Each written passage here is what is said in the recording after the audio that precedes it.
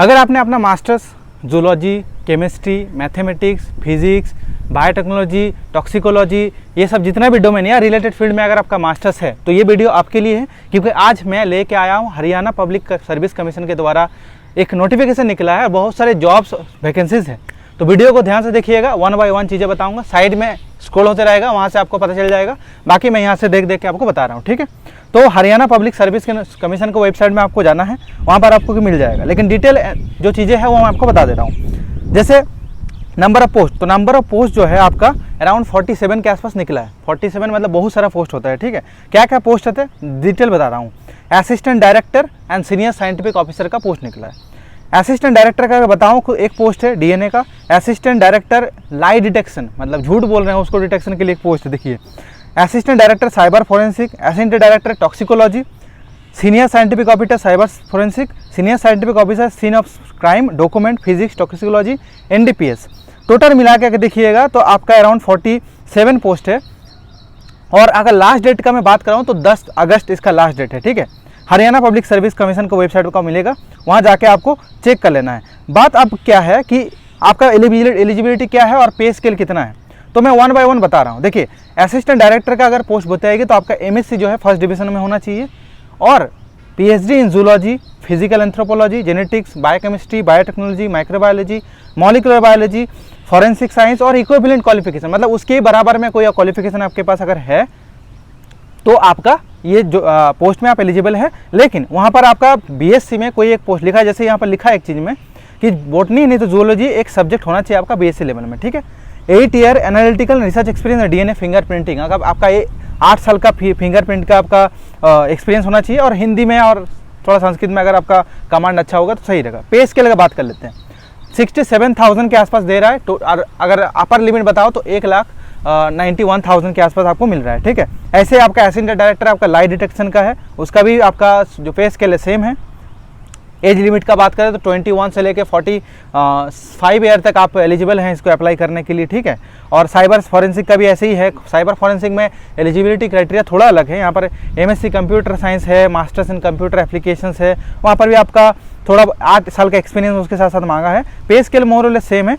Assistant director का post toxicology में निकला है, वहाँ पर भी आपका पीएचडी केमिस्ट्री नहीं तो बायोकेमिस्ट्री नहीं तो टॉक्सिकोलॉजी, फॉरेंसिक साइंस नहीं तो मास्टर्स आपका फर्स्ट डिवीजन होना चाहिए, और उसके साथ साथ 8 साल का आपका रिसर्च एक्सपीरियंस मांग रहे हैं ये लोग फॉरेंसिक टॉक्सिकोलॉजी में, ठीक है। सीनियर साइंटिफिक ऑफिसर का अगर बात करें तो वहाँ पर भी मास्टर्स इन कंप्यूटर साइंस मांग रहे हैं, 3 साल का, यहाँ पर कम है थोड़ा, 3 साल का आपको एक्सपीरियंस मांगा जा रहा है। आप जाके पीडीएफ में स्क्रॉल कर रहा हूँ, यहाँ पर देख सकते हैं आप। यहाँ पर पे स्केल जो है आपका 53,100 रुपीज़ से लेके 1,67,800 रुपीज़ के आसपास आपका पे स्केल यहाँ पर मिलेगा। Senior scientific officer scene of crime, यहाँ पर जो है आपका फर्स्ट डिवीजन या सेकंड डिवीजन आपका होना चाहिए at least. Zoology, botany, chemistry, physical anthropology, masters human biology, human genetics, biotechnology, molecular biology, biochemistry, microbiology, physics, chemistry, mathematics, statistics, forensic science and equivalent degree, 3 साल का आपका रिसर्च एक्सपीरियंस आपको यहाँ पर चाहिए होगा। और ऐसे ही आपका फिजिक्स का जो पोस्ट निकला है सीनियर साइंटिफिक ऑफिसर का, वहाँ पर भी आपका मास्टर्स होना चाहिए, सेकंड डिवीजन होगा फिर भी चलेगा, physics, forensic science, equivalent degree में, ठीक है। इसका पे स्केल आपका वही 53,100 रुपीज़ से लेकर 1,67,800 रुपीज़ के आसपास है। वही टॉक्सिकोलॉजी सेम क्राइटेरिया आपका आसपास। अगर मतलब मोटा मोटी बात करें तो अगर आपका बायोटेक्नोलॉजी, आपका माइक्रोबायोलॉजी, जूलॉजी, बोटनी, ये सब सब्जेक्ट से अगर है, आप 3 साल 4 साल का एक्सपीरियंस है तो आप अप्लाई कर सकते हैं। Senior scientific officer, assistant director का अगर पोस्ट है तो वहाँ पर 8 साल का मांग रहे हैं, बट सीनियर साइंटिफिक ऑफिसर का पोस्ट आप अप्लाई कर ही सकते हैं, क्योंकि 3-2 साल का तो एक्सपीरियंस आपको होता ही है, is not very big things. बाकी आपका एग्जाम होगा। और एप्लीकेशन फ़ी का अगर बात करूँ तो हाँ, male candidate for general categories and all male candidate for the general and reserve category of the other states.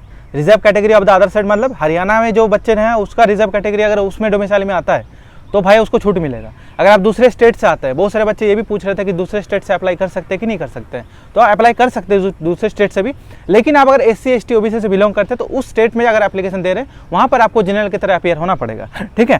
तो आपको 1,000 रुपीज़ आपका एप्लीकेशन फ़ी है। ऑल फीमेल कैंडिडेट 250 रुपया। All male and female candidate of the DSC, OSC, BCA ये आपका specifically 250 rupees है। और जितना भी आपका all person with disable categories are nil, मतलब आपको कोई पैसा नहीं लगेगा, ठीक है। 40% डिसेबिलिटी होना चाहिए मिनिमम, आपको याद रहना चाहिए। बाकी ये सब इन्फॉर्मेशन आपको मैं बता दिया हूँ। एज सच उसके बाद कोई क्राइटेरिया यहाँ पर मेंशन किया नहीं। जो चीज़ आपको याद रखना है कि वेबसाइट में जाके आपको डिटेल कुछ कमेंट में करना है तो कर सकते हैं। मैं यहाँ पर कमेंट यूट्यूब के कमेंट में लिख दीजिए, मैं आपको इन्फॉर्मेशन दे दूंगा। और ये पीडीएफ का भी लिंक भी मैं नीचे दे दूंगा, वेबसाइट का लिंक भी दे दूंगा। बाकी साइड बाय साइड में स्क्रॉल करते रहा तो आपको दिख गया होगा।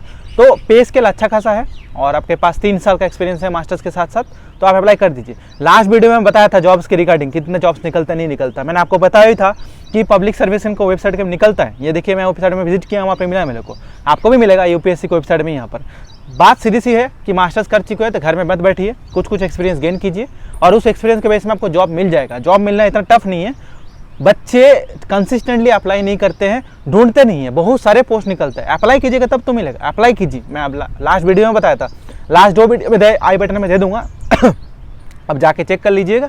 बाकी आई होप आपको वीडियो अच्छा लगा। प्रेम पूर्वक आदर दिल से आपका बहुत बहुत धन्यवाद। और कोई वीडियो चाहिए तो कमेंट बॉक्स में कमेंट जरूर कीजिएगा। चलते हैं।